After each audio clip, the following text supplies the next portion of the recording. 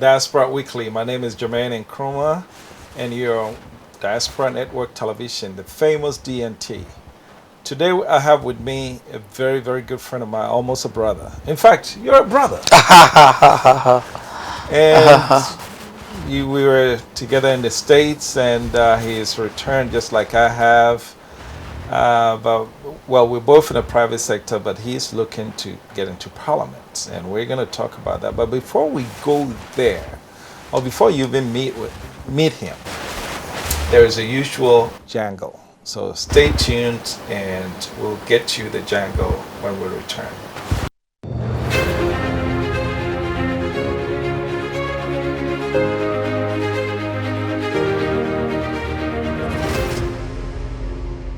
Okay, so welcome to the jangle. That's Jermaine's angle. It's election year, and the NPP is vetting all the parliamentary aspirants. And as usual, there are going to be subtle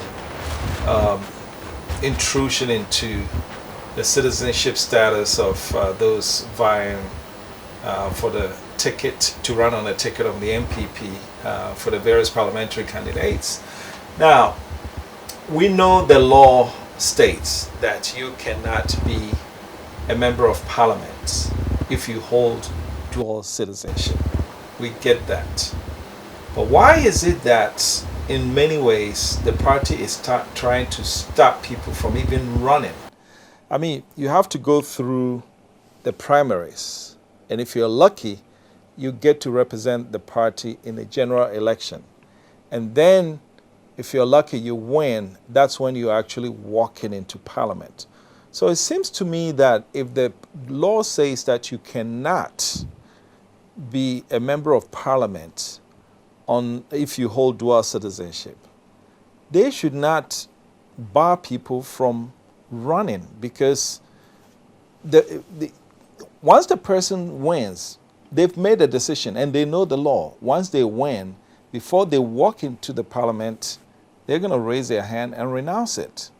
So why are we trying to bar people from even running on the first gate, before the second gate, before they get there? I think it's not right.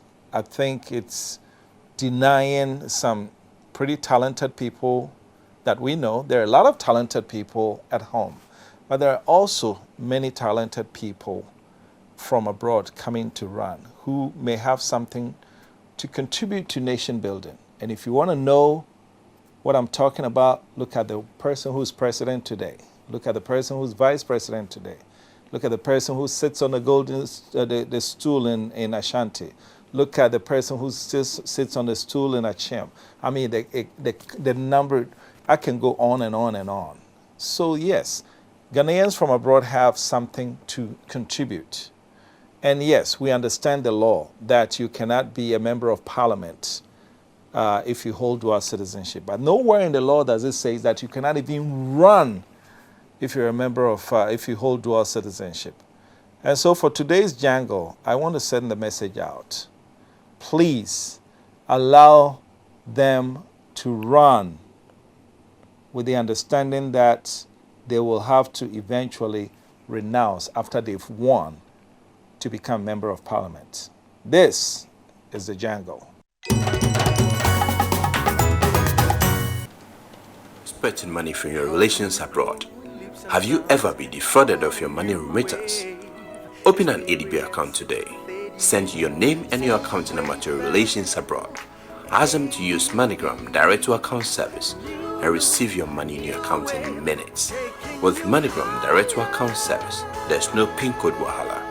You can now access your money on all ATMs in Ghana, or send it to any mobile money wallet using ADB mobile banking app or shortcode *767#. Visit our branches nationwide to conveniently receive your Western Union, MoneyGram, RIA, Unitylink, Transfast, and Express Money Transfers. Reach us on our Facebook, website, or call our hotline on 0302 210 210 for more information. ADB, truly agri and more. Welcome back. You're watching Diaspora Weekly, and my special guest today, who's a brother to me, Honorable Bright Esilfie Kumi. Welcome. Thank you. You know, this title, Honorable, you've already got it before you even walk in the door. Yeah, you know, I was talking to somebody. It's a routine stuff here in Ghana. Right. Once you have run for a public office before, they feel you are within the domains of, or maybe the cycle of those who actually are qualified to be. Okay. So they start referring to you already. Right. That's because I did the National Youth Organizer. Okay. Then it was the whole Ghana. So oh, really? I contested that's National right. Youth Organizer. That's right. Yeah, that's 2 years ago. Yeah, who do you run against? Nana B, Dominic, and then Kamal Aldin. Okay. So that's why they feel, okay, he did a national election. Of course, so, means that he proved beyond reasonable doubt that this is a qualified person. So you had to tour the whole country? The whole country. Every constituency I was there. Wow. I was there, every constituency, some... but you see, there is another thing to it. If you are the type who allowed the diasporan thing to go through you too much, it is tough. Oh, really? Because the dynamics, what the dynamics, is the problem with people from the diaspora? You see, the problem is once you have lived abroad for some time, you know, when you go to a school, we have those who pass through the school and those who the school passes through them. It's the same thing with diaspora. If you go abroad, there are some who pass through the country, and others the country passes through them. Now, once the country passes through you, we are looking at it from either your kind of ethics, the kind of behavior pattern, how you view certain your view on certain issues about society, your principles that you adopt. So why is it a bad thing? Like here, there is a routine that is opposite the right, like the generally accepted way of doing things. Like, I tell you, I'll be here at 2 p.m. We have agreed. And then, you see, anybody who has lived abroad, initially when you have come, the first 3 months, it will be like 2 p.m. you are there. But here, they don't. People don't value time. Most people don't value time. So it's like you are there at 2, and then the person you call him, oh wow, I'm on my way. I'll see what I can do. But as you also live here for some time, that time, African time syndrome thing, as I caption it, affects you. So touring the whole country too, there is a routine. Like they want to see that kind of humility that you have, even though some people have not gotten to the level that you are, but they expect you to come to their level. Now, people, not everybody can adjust to the level of another. When they are still insulting, some actually reply to your messages with insult. Some. Okay, so and some of those things, if you have lived abroad, you don't see why I'm contesting for a public office. I'm telling you my policies, programs that I feel I can initiate to the betterment of the people. I intend to come and serve you, so that whatever you did as a community to develop, I'm going up there to bring it, and yet I'm receiving all the insult in the world simply because you know the previous guy than me. And if you are not the type who can actually contain nonsense in your stomach and be able to adjust yourself to understanding that these are people who do not view things from where I stand, and you want to really take it from another principle of yours that no, you can't disrespect me, you go off, then you become the enemy. That's the issue. So once you live abroad, some things change. Even if you went for 3 months, some things change. Do you know something that when you mention humility? Yes. Okay. For a moment, I was going to say, okay, let's define humility. But viewer, you know what humility means, all right? Yeah. Why is it so important here? Let me give you an example. On this show, I interview 100% of my guests have been diasporans. Not once have I heard somebody say, the moment I introduce them, they say, oh, to begin with, I want to use God's blessing to greet your viewers. And nobody has done that. And 100% of them, my guests, are diasporans. But you turn on any radio or TV, they introduce the person, come and tell me about the city depreciation or the new voter register. We want to hear your ideas. But they'll spend the first 5 minutes, they did kind of, I asked for God's blessing to, why is all that necessary? That's what I'm saying. So you see, the kind of training that you have gone through, you feel we should deal with it matter in question. As to solving a problem, we don't have time. Time is running. Yeah. But you use almost about 20 minutes greeting everybody in the country. When you could have After even that, they're coming to like. when you could have even used one sentence to greet everybody. That's right. That hi to everybody watching Diaspora Weekly. Yeah. You see, that's why I'm saying that the trend of diversity in terms of how we look at things, we are looking at results because if not for anything, we have worked with people who actually are result oriented. Nobody in the diaspora has business, and whilst it's running, he doesn't look at results. Now here in Ghana, if you are even losing, like you are not making enough, the income coming in with business is not even is not enough. You have aunties, uncles, whatever. You can rely on people. If you don't have a place to sleep, you can.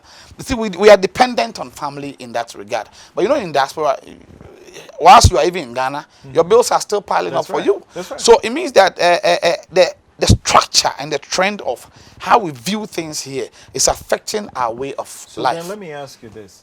Maybe Ghanaians are comfortable. They don't want that. They don't want that added pressure. So why are you trying to bring that pressure to them? That is the issue. That is what they are looking at. You see, the initial thing you asked about, humility. Let me give you an example. Jerry Rawlings started this in politics. Whilst he was the head of state, and he was passing by, I think, Kaneshie, one of these towns, and he saw people really trying to desilt some of the gutters, removing these trash. He jumped in there as head of state and started also working with them, and that won him a lot of votes when he was trying to be trying to move from that dictatorial military to so it's like it has become something that has stayed with us. The man who pretends to the highest extreme, trying to get power from you by seeing you, like some of us who are contesting in developing communities. You meet somebody carrying his plantain from possibly his farm, and you are contesting, and your car passes by, you don't stop, you have lost one vote. So maybe your car too, maybe the nature of car you are driving might not be able to take something. Or maybe you're trying to make time. Yes, you're trying to make time to the appointment, but you have to stop, take those what's the name, plantains, Kobe, everything in your car, and then open the door for the person. Odoben wants you. So it's like if you're not careful as a diasporan, the trend of and the set of things they have decided in their mind's eye to see it as the good trend of behavior, it will affect you because you begin pretending. Okay, so at what point do we try communicate that, look, here's the norm, here's the result we've been able to attain so far, here's what we're talking about, and the evidence is this thing is proven to obtain this result. You cannot pursue this norm and obtain this result. It's impossible. Yes. But if you pursue this track, you obtain this.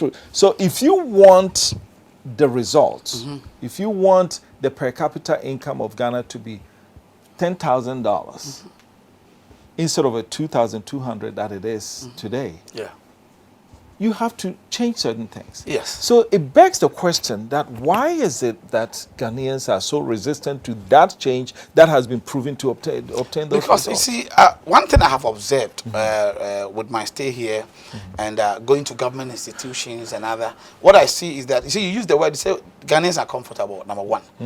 We are too comfortable with what we are doing that we have lost sight of the resource facet of it, especially when the business is not yours. You see, go to the government sector. People go for lunch and they don't return.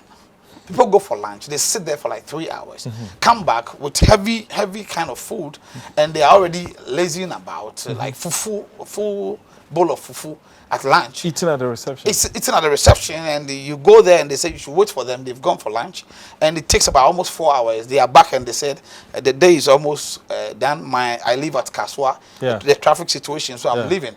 And if you are diasporan, giving an appointment, and you assume that office responsibility and you begin to be strict because you want results, you are seen as an isolated soldier trying to go for war. You're too known. You're too known. That's the word they use. So finally you give up along the line because you are like a lone soldier trying to prove a point, and they caption and define that behavior as too known, too difficult. You think you know it all. we have done this for years, and you want to use the day to change. But here's the catch. If you were a white man and you went there, guess what will happen? Oh, that's the issue. They'll stop eating and come and attend to you. They feel, that's why I said comfortability has set in. More to the point, we feel like when you have done something wrong for some time, you don't see anything wrong with it. It's just like, excuse me, going to a public toilet somewhere. Before you get there, it's smelling so bad. But once you've been there for some time, it becomes comfortable normal place to be. Yeah. So I think it's the attitude and the mindset of Ghanaians. Like, I work at Cocoa Board. After all, government is government job. So if the new CEO is making sure that when I'm absent, he puts all those restrictive measures, all the regulatory measures in place, I feel he's a difficult person. So once you have come from abroad and you come in the midst of them, you become like, I don't know how to put it, like putting a drop of chocolate in a big vanilla. You see, it's like you are alone. Nobody seems to see what you see because everybody has what he sees as right from wrong. Right. Apart from the socialization and the orientation that all of us, diversity in it, like whoever raised you did not raise me. Diaspora is as if we all have one mother. Who is raising all of us because the standards are there, the structure is there. This is right, this is wrong. When you put this and this in, you get this resource. And we do it, it's working for us. But when you want to change it, it's a collective effort. Unless you get the whole country, accepting what you are saying. Yeah, you're running in what is essentially a rural constituency. Yeah. Okay. Do you have some of your members who, like people who are in your constituency, probably party executives, who have also lived in Accra before? Yes, a lot of them. Okay. So I always liken it that when you go from, what's the name of your constituency? Asikuma, Odoben, Brakwa. Okay. Asikuma, Odoben, Brakwa. If someone left that constituency, came to live in Accra for 10 years and went back, that person is not as isolated as you are if you would left to go live in America and came back. Meanwhile, both of you are exhibiting the same type of behavior. Yes. We used to sit under the tree, play draft with breeze. All of a sudden, because you've gotten used to air-conditioned car and everything, now all of a sudden when you go there, you're sweating and you're telling your people, I can't do that. They're not going to say, are they going to say, oh, we're too long? Yeah, that's what they'll say. Okay. Yeah, that's what they'll say. So if it works for the guy who left the village to come to the city, how come it won't work? It doesn't work for us? You see, the idea of Nkrumah, like a white man's land, and that of the city, which of course, the city is just like a polished version of the village. But the people who live in came from the village. So even if you live in the city in Ghana, almost about 40% of the behavior pattern of the people, some do not want to change. So they might have come from the village, but they are still behaving as so the behavior pattern it's just like an area, like Kaswa area, which is developing so fast. But the people in it, the behavior pattern, if you get one-on-one with them, they are still, lost in terms of like the generally accepted way of doing things. Now, the perception or the misconception that we usually go by air. So once we have come, see, the higher you go, the cooler it becomes. So the moment the plane takes off, we have gone to the skies, and that place is very cold. So they expect that because we have been in the heat, you just came from the cold, and you think life is just easy. So there are so many things that, if you are a diasporan, that when you come back home, you should be able to observe. And the first thing is the point of contact. That's where we don't have. The government should have established a place where we call diasporan maybe information center or diasporan arrival center, where when you come and you are returning home, you can go and get information, and then we also provide you mentors. Like, you have been here for some time. So whatever he's about to go through, you have been through already. So we can mentor each other. We can mentor each other. When you come, it's okay now. Jermaine is going to be your mentor because you came to invest within the media setting. He knows where he went, stuff he went through before he was able to survive. If he's a strange person from another world. He was able to go through and he's been successful. Now, until we have that, I'm not sure any diaspora who will come. Some will fail and go back again. Yeah. We'll touch on that. We're going to go on a quick break, and we'll touch on that when we come back. But the other thing else today I'm going to touch on, I'm just looking at some white streaks under your beard. And you run for national youth organizer? Yes, yes, yes. We're going to talk about that when we come back.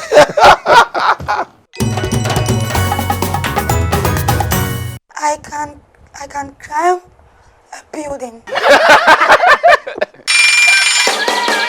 Finally, a morning show that keeps you updated with all the happenings both around you and everywhere.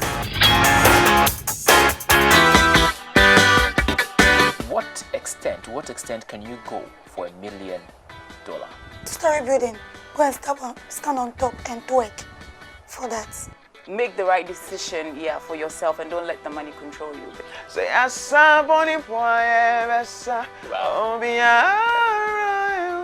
if you know, you know. Voice. If you know, you know. In the darkness, they said they will make Ghana ungovernable. So today, if they have taken entrenched position against EC, will you be surprised? But in Ghana, we see a large issue with child trafficking, and so that's what we want to tackle with the help of our partners. And we do all these things with the help of our partners. Yes, they are looking at employing a total of 3,500 people. Majority of them are, excuse me to say, illiterate. They don't know the road signs. I believe you need to be called by God to do gospel music. For me, it has to do with talent, because I have friends who have nothing to do with spirituality. They are just talented. So imagine coming home and seeing this poses like the way she has posed. Oh God. But obesity is actually a disease. When you have obesity, you are likely to have a heart attack. At times you have to be very selfish. In quotes. If we are operating beyond your license, then we can sanction you. It is very endearing when we are welcomed and we feel welcomed. My name is Diana. I'm up in Nkrumah Mensa, and I am doing this with Kofi upon Archery.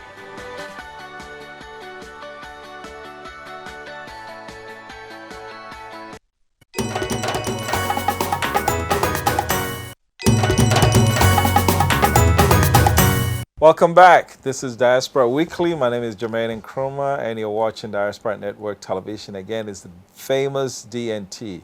DNT is all over the place. You're watching us most likely on the multi-TV platform, and you can also catch us on our social media handles at dntghana.com, YouTube, you name it, we're there. We're having a conversation with Honorable Bride Esilfie Kumi, who's running at Asikuma, Odoben, Brakwa. When the name gets to be three, it loses me. I mean, because the district, those are the major towns in the district. So let's talk about who is Bright. Okay, Bright Esilfie Kumi is I'm a Fanti, Central Region. Okay. Come from Odoben. Of course, I schooled here in Ghana. My primary, my secondary education. Where did you go? Wesley Grammar here. Wesley Grammar, okay. Yes, and of course I went to Teachers Training College. So you're not part of the enemy group, so Then I went to Teachers Training College, Asikuma Presby Training College. Okay. I was college president.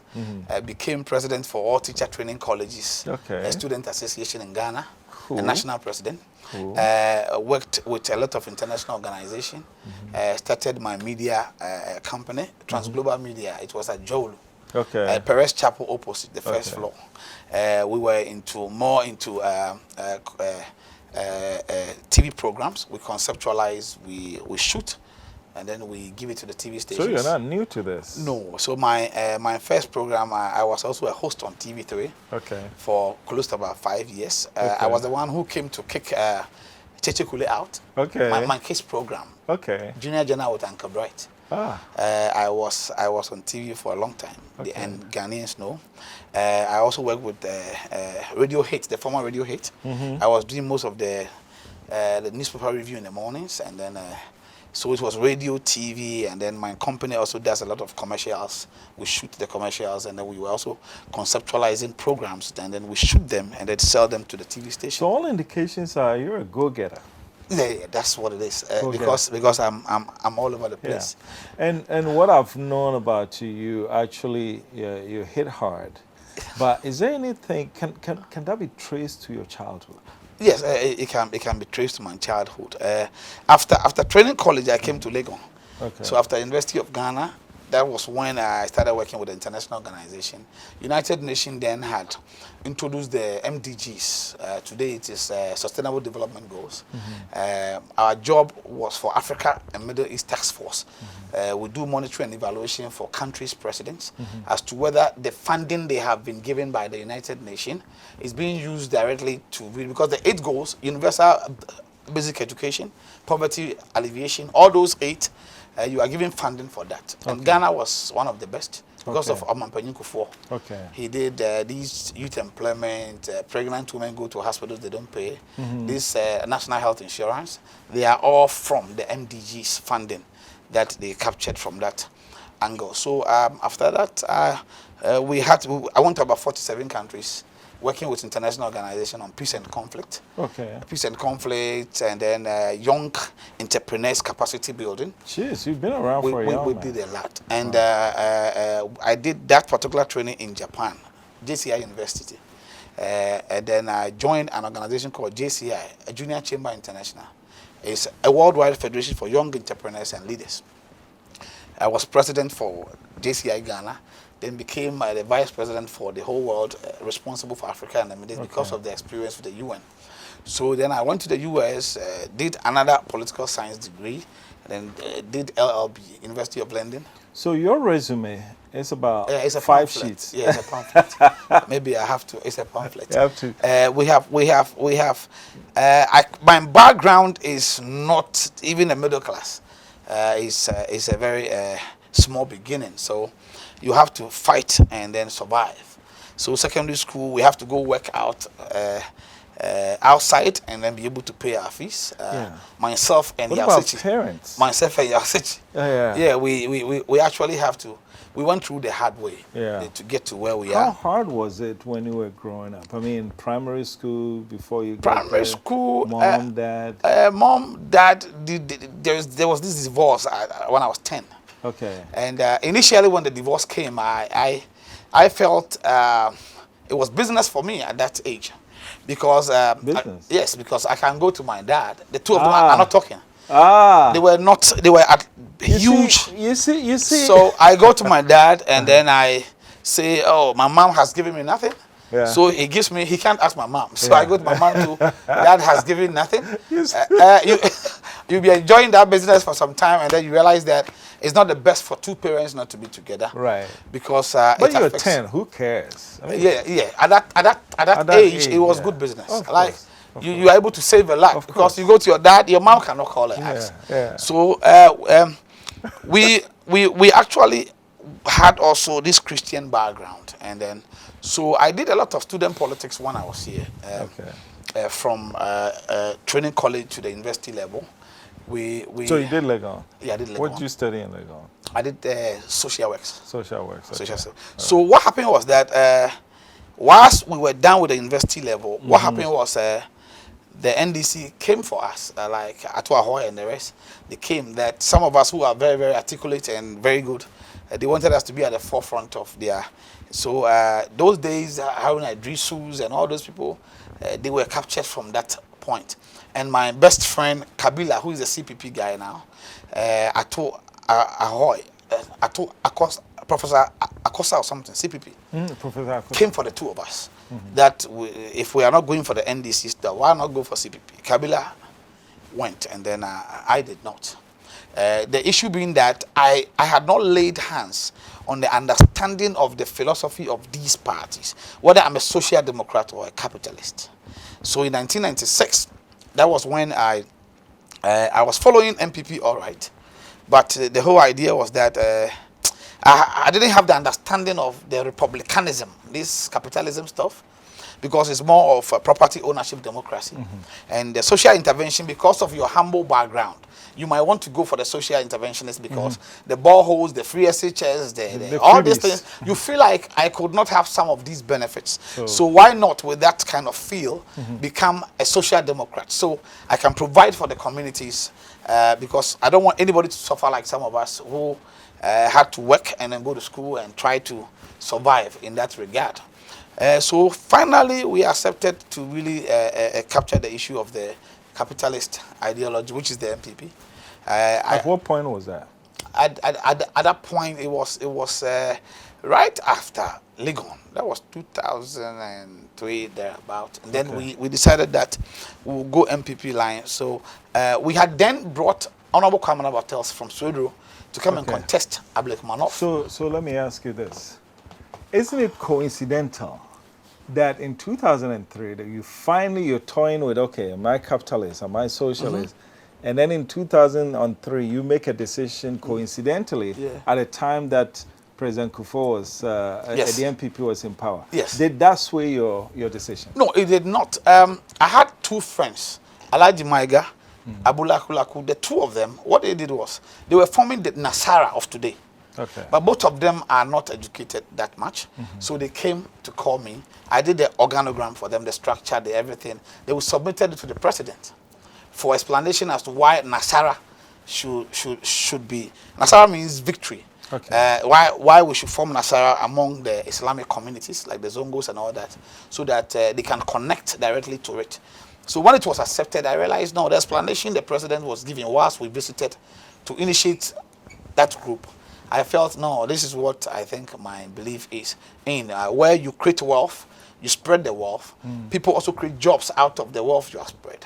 Then it is really in that circle, it goes in that recurring order for everybody to also be okay whilst we survive within the economic perspective. So for you, it was ideological. Yes. Whereas because most people within the NPP, you think, oh, I was born into MPP. No, it's not about born. Yeah. That's why most of them make mistakes today. Yeah. If you don't, most people in our party don't even understand why they join MPP. If you like, if you meet they were people, born into it. No, not born. So you can't be born into something. That's what they say. Even religion, people even say I was born into Jehovah's Witness. I was born as a Presbyterian. Yeah, There's nothing we are born. What do you believe at What do your you core? believe in? Whilst you're growing, you have to look at it from an angle. Like, hey, this was introduced to me, but is that what I want? Is that who I am? Like, is that something I can adjust to? Or something of the sort. But I believed in the ideology behind all this. Yes, if you watch the trend of MPP today, we are doing most of the things that NDC should be doing. Yeah. Social interventions are not for us. Yeah. Free SHS, we are not supposed to be doing But you it. see, and But that most feeling that people need that help. Exactly. You have to bring if you want people to leverage their own faculties, resources, you have to at least bring everybody to a certain standard point. Yeah. Then, at that point, if you say, because if everybody have free education, for example, at the basic level to senior high, and then they choose not to continue, but they choose to do, that's on them. Yeah. But if some people are born into such poverty that they can't even afford to have that basic education, then I think it makes sense to help them. And from that standpoint, that's what I'm saying. So it's like we have to pick the pieces, get them to a standard before we can practice the capitalist ideology. Exactly. Yeah, because when the community is not structured properly, resources are not there for what it requires to really operate the community, then you have to make sure you go fix all that. Yeah. And then so finally you can see most of our programs, we are doing most of the social intervention stuff to bring it to standard. Then we can now maintain our standards in ideological standpoint. So at what point did you decide to travel out? So I traveled out after I've been to almost close to about 17 countries, working for the international organization, traveling all over. I realized that, no, why not? Because there are certain things we lack. Anytime we travel abroad at a conference, there are certain behavior patterns that you admire. But it is only people who have lived there that actually has it. So one day I sat and said, no, I have acquired knowledge from primary, secondary level, university level, even training college level. There are certain things that will make you better. And the only way you can be better is to also go beyond your geographical limitation, at least to learn new stuff from a developed country, more than yours, then you can come back home and try to also fix collectively with others what the society needs to get to standard where we can say we are also developed. So in 2007, close to the last term of President Kufuor, we had traveled so many places. So 2008, once Professor Atamils won the election, I said then it's an opportunity for me to go and study and come back and then help the party in that regard, because I have that vision to climb. Because of my student political life, I felt I will build within that line. And if you look at the qualities of all these leaders, it's three things that makes any successful MP. The first one is about leadership skill that you should acquire it. We have done that. We have gone through the international organization. You also need some economic standard, at least. There should be something that brings in that money facet. Because even if you are a social developer, you can be developing without having some resources that if people who are struggling ask you, help me out. If you can't, if you stand somewhere and say, I'm giving you 8 steps to success, and then of course one of the steps you cannot use to even make money yourself, why are you giving me 8 steps to money making? Use one of them for yourself. Exactly. So I felt like, no, why not travel, study again, to widen your spectrum of knowledge, and then of course your trend of behavior, how you view stuff. Then you come and lead. Once you lead in the political arena, you inject some of the new things you learned. So and the only country that has that capitalist practice in terms of governance was America. Okay. So I said, okay, then let me settle in America, study in America. That's why I went again and did another degree, political science. Okay, so you did another bachelor degree. Okay. Yes, because I have to do it in order to understand the dynamics of how the capitalism, this whole capitalism stuff, republicanism stuff is. So by the end of the day, it helped. Once I was done, I said, let me do my legal studies. Where did you live? I lived in Philadelphia, yeah. City of brotherly love. Yeah, brotherly love. What was it like when you first got here? Got back there? Yeah, there. Oh, I had friends and workers that were working with me in my company. So I was in school. And in fact, the initial steps was good because they received me. And of course, my professor also helped me, a white guy, because we did one essay in the political science class, and I had 100. So I was wondering, how can you give me essay 100? 100, yeah. Then he called me and said, look, I'm marking the ideas you put across. Yeah. I'm not doing grammar with you. Yeah. I asked you questions. You were straightforward with it. You substantiated every claim you made. And I feel it's 100. But can I talk to you in a minute? I said, what's the problem? He said, I see you come with train every morning to school. And I said, yes, what's the problem? He said, don't be angry that I'm a racist. But what I'm about to say, don't get angry. I said, what are you talking about? Go ahead. He said, I know I'm white, you are black, but one thing I want to tell you is that me and my wife, we have some cars at home, and we have bought new one. We don't have space for the Toyota Corolla. And I was wondering if, because you come with train, if you can accept it as a gift. Oh. So in my head, I said, this guy. You can be racist all you want. I said, you know something? Just don't worry. You just bring that car. I'll do you a favor. I'll take it off your hand. I'll do you a favor. You know what? I'll take it off your hands. Wow. Just to save space for you and your wife. So you bring it. The way I was so anxious waiting for that car. So I just got a car right there. Yeah. So stuff were easy. And one thing about me is when I traveled, I am very particular about people I associate myself with. You see, life is about association. If you're always in your comfort zone, you will never grow. Because you are being praised and you feel that level is your standard. But when you get to where people challenge you in terms of all aspects of life. That is why, you remember, at one meeting, I told you. Yes. Don't, people who play the devil's advocate all the time, who ask the tough questions. Yes. And I think you exhibit that trait. Yes. Yes. And so we're going to talk about when you came back, when we go on a quick break, we'll be back, we'll bring you back to Ghana. Okay. And then we'll see what your experience have been. This is Diaspora Weekly. Please stay tuned. Hello, my name is Kofi Upon Ochre, and I bring you NASA on DNT, a program designed to expose corruption and indiscipline in our society and advocate for the punishment of these offenders whose activities impede national development. The National Road Safety Commission indicates that Ghana loses 2 230 million US dollars to road accident, with over 1,600 deaths recorded every year. In 2018, Shraj report indicated that Ghana loses 13.5 billion Ghana cedis to corruption, and United Nations Children's Fund UNICEF has also stated that Ghana loses 290 million US dollars to poor sanitation alone. This is not right. So make a date with me, and together let's name and shame the offenders of the law. NASA, see something, say something. We love Hello Entertainment Box. Hello Entertainment Box. Hello Entertainment Box. Hello Entertainment Box. Hello Entertainment Box.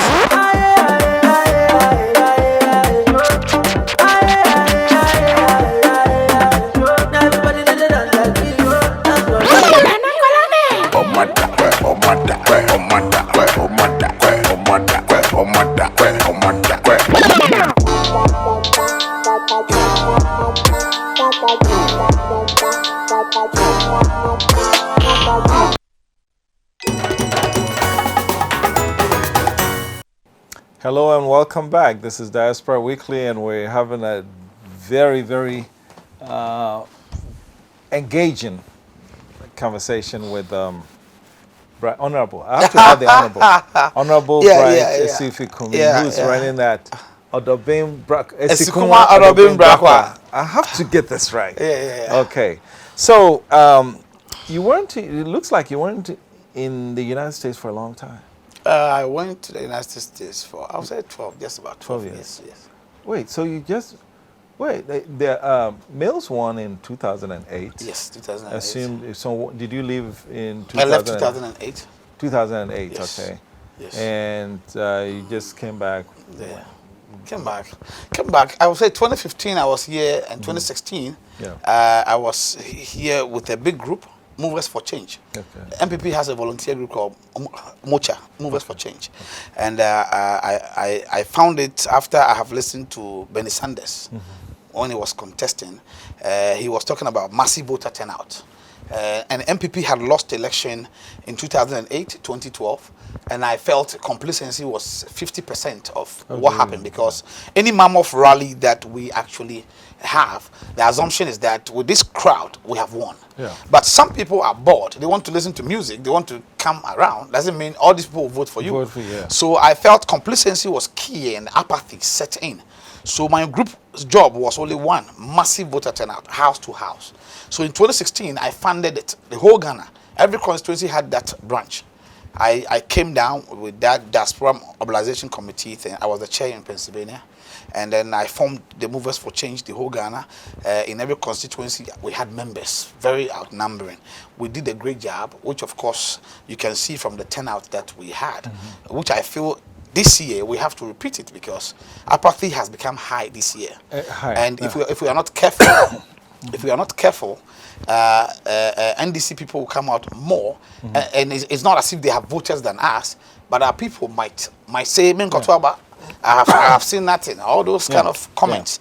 Then they don't go, and the big men will also go to work. And by the time you realize these people, if they can give us a surprise. So I feel my group, this is the time we need that again. So we are reviving everything and moving. So in 2018, I contested for national youth organizer. I think you were asking me that you see some gray hair in my beard. You know the kind of food we eat these days. Even secondary school students have gray hair. So yes. So but your gray is in a very strategic place. Maybe we need to check your driver license to see if you're really a youth. So I believe that youth is the state of the mind. It's a state of mind. It's the state of the mind. Well, then I can run for a youth organizer. But the MP Constitution, the youth is from 18 to 40. 40 is the cutoff point. Okay, so my state of mind will not help. No, it will not help. But 40 is the cutoff point. If you are 40 this year, I've been told I can pass for 40. I mean, some people tell me that. Oh yeah, I'm just kidding. You can. So it's like we work tirelessly for the party, and then we came to power. So we were still here because once you have had the power, you need to contribute to sustaining that power, which of course, whatever we told them. And because the expectation of the Ghanaian people was so high, all we could do was to also be supporting the government on the side. So if you come to Asikuma, Odoben, Brakwa, I have done a lot of projects. Now, if you come, there is a police station, 1942. It was actually built in 1942. It was so nasty, a place for security, people who are actually keeping security of the place. Such an environment was not the best for them. So I changed the whole place, tiles, paints, everywhere, and then I stocked it with, what's the name, computers and all that. The next move is to train all the community watchdogs and give them uniforms so that they can go according to the policing laws instead of taking the laws into their own hands. Because community watchdogs cannot arrest, but it is happening in my constituency. So, and then if you come to the issue of some of the police stations in my constituency, NDC people are laughing at them simply because their party is in power. And the village they live in, they are the 5 executives and the other police station members. Now, NDC is saying that your party is in power, you have done nothing for us. So when I go, I ask the executives, what do you want done here that will redeem your name or your image and redeem the image of the party? So when I go there, they say we want a school building. So in Ankase, a town in my area, I'm building 3 blocks with an office. Fanchiniko KG building. I am building KG school building. You guys have some interesting names. Yeah. Fanchiniko. Fanchiniko. Asebem. I'm doing JSS block there. You can see the blocks on the side. Bedum. I did the KG building. I completed it, and then it is there. When you come to Eyipe is a town with a clinic, but the clinic didn't have something like fridge. So some of the meds need to be preserved in a refrigerated whatever condition. So if you're doing all this, what are your competitors doing? For that, I have not seen what they are doing in terms of structure, in terms of something we can make reference to at the general election. You know, the gentleman we are contesting in 2016, my constituency is divided into 2. We have the sitting MP and another guy that the sitting MP has been contesting called J. Thompson. He's the former DC. Now, it is divided between a J people and a FA people. Now, what happened in 2016 is that after the primaries, the J people decided to vote not for Honorable Ifa. So if you check it, Nana Akufo-Addo, the president, had 5,700 votes against John Mahama. And then the MP with the NDC guy, we beat him with 430. That was in the midst of the wind of change. We still beat the NDC guy 430. Wow. Today, realistically, if you want to talk about it, you can call anybody there. Grounds are not good for us there. And the number of people who are complaining are more than 430. Which means technically, if we don't get a strong guy who actually has stood for national, has all the international links that in case, like we have a signpost there, 1 district, 1 factory, the signpost is still there. I mean, as an MP, I could go out there, bring the starch factory, let them establish it, and I'll give the credit to the president. The president, we can refer to this one too as 1 district, 1 factory, because I am the MP representing his interest over there. By the end of the day, all I can do is to also initiate, innovate, go out there, bring investors, do other stuff to support, because the free SHS alone is taking a lot from us. And you cannot always wait on the president that he's bringing you 1 million for 1 constituency, whatever. So at a point, as a leader, if you have a foresight, you go ahead and also initiate other stuff that does not come from government coffers. Right. So I feel like when you do a comparative analysis, we need a unifier, a new face we can sell. Otherwise, the NDC guy will take over the seat. Okay, so let me ask you this then. You're doing all the right things, seem to me. You're building schools, you're refurbishing police stations, you're doing all that. There are those who will say, keep all that money during the final week of the election, the primary. You go back and stuff their pockets. Easy win. Okay. Why wouldn't you do that? You see, I believe in, on the last day of voting, people came from villages, take this transportation and go back home. The time you took to come and vote. This is your transportation, this is the food you eat. I believe in that. But paying them about 1,000 Ghana, 2,000 Ghana to vote for me, it's something that a good leader will not be engaged in. That's why I'm building relationship with them. I'm always with them. I go to the polling stations, always with them. I act act like them. We are all the same. That I have all this. These are the things I have. Opportunity I have built over the years. Network links that I have built over the years. All I want is for you to give me the mandate, for me to go bring all this, and then we get the opportunity, develop the community. But to give about 1,000, I took the loan from somewhere. So if I give you 1,000, yes, I can go bring a loan and pay that. You know, I'm from America. I can give you dollars. I give you dollars. Remember that as I'm paying you, it's a medium of exchange. I come to your store trying to buy this thing over here. Now I paid you for the product. When I'm going, you can't hold my shirt that please, my daughter is sick. Come and help me. No, I have paid you. It's a service. It's the same thing with this. I come, you are selling. Do they understand that? You are selling your votes. I paid you. Now I'm MP. Why are you calling me? You are calling me to come and help your son and all that. You see, you just touched on a very, very, very important. You know what? People, the delegates, they always say, well, this is our cocoa season. This is our cocoa season. I'll take from this, I'll take from this. And like you said, the highest bidder, I'll take, and that's who I'm going to vote for, right? Yeah. Okay. But you just introduced something, and I hope they're listening. If you take the money from the front end and I give it to you, yes, don't call me once I become an MP. Because I've already purchased the vote. I've paid for the services. Right. You provided a product called vote. Yes. And I paid you for it. Yes. So once I have paid you, why are you calling me? For what? But there are others who tirelessly, selflessly went out there believing in the vision of change and development and went all out there, rather use their resources to support the honorable. We are buying gas here, bringing a motorcycle, working out this. When the whole thing is settled, they came as partners in development. So all you can do, not to necessarily give them money, give them an opportunity that can also create some kind of livelihood for them.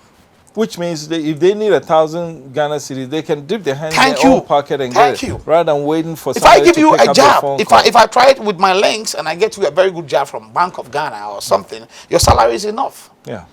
I have lived abroad. I did immigration law. If I process your stuff, you also travel abroad and you work hard and then you make it.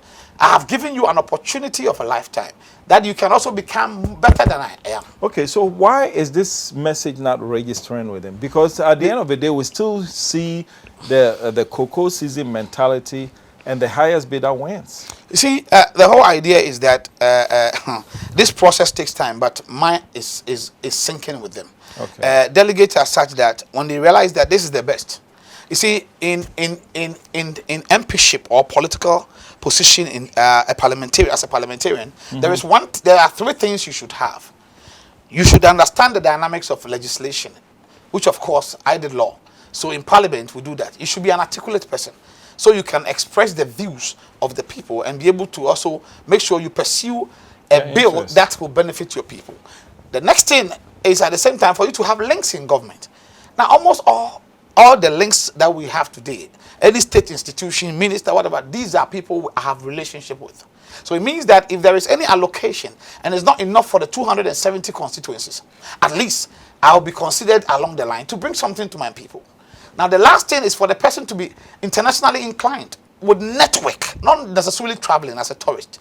I didn't travel as a tourist to 47 countries. I was there as a development expert and a peace and conflict resolution expert. By the end of the day, I have built these links all over. So if I want the start factory, it's just something simple. If I want government-based support, German government has some funding for developing countries geared towards either water provision or possibly community development in something. I know these things because I work in the NGO world. So if you combine as a development expert, an internationally inclined opportunity person that can bring opportunity to the people, and then combine the issue of legislation where you understand the in and out of how public policies are being formulated, and of course all the due process. You are not going to parliament to learn now. Yeah. Then of course you combine the links issue and understand the dynamics and the ideology of the party, which I have gone through already. So I'm a grassroots man. What's been the pleasant surprise throughout this campaign, and what's been the frustration?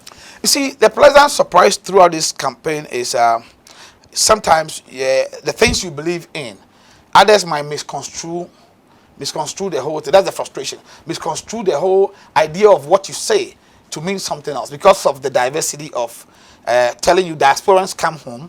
And so you should be able to have a weapon in your pocket called, I'm sorry. it does. You know what you are saying, you are right. You know you are hitting on the point that will develop all of us. But he said he's hurt by it. All you can do is to swallow this bitter pill by saying you are sorry, and then you explain to the person why you said that, and then they feel good when they say they know you are all the way here, but you have come down to their level to explain something, and they said they don't want that. Sometimes the frustration is you receive insults from the opponent's camp. It is not about staying abroad. It's about whether you have that capability, you have the competency, you have the links, and you have the international opportunities to bring on board to complement government effort.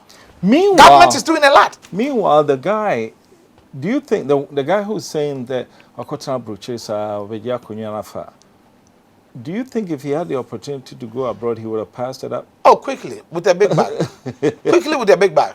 With a big luggage. He'll be gone. The guy will be gone. You see, sometimes it's the bitterness of, I couldn't go, you are there, so you think you are better than me. So some of them test your pulse to see whether you feel superior over them. And so they say, so some of these comments, I believe that we have to take it the diverse, like my understanding is not his understanding. So it's so that we educate people that somebody traveling abroad doesn't make him another human from another space. And so I believe that is it. But in my constituency right now, I believe that if the delegates who are listening to us, and that's what I want you to do right now. I want you to look in the camera and tell them what message you have for them and why you should be the person to vote for. Okay. Then, of course, as Jermaine said from beginning, let me say, let me send greetings to all of you in the constituency, especially the delegates. And one thing I want to say is that my name is Esilfie Kumi. The constituency is experiencing dark stages right now. And we all know it is the truth, but the hard truth. And the dark stages, you need the name Bright to bring light. It is essential.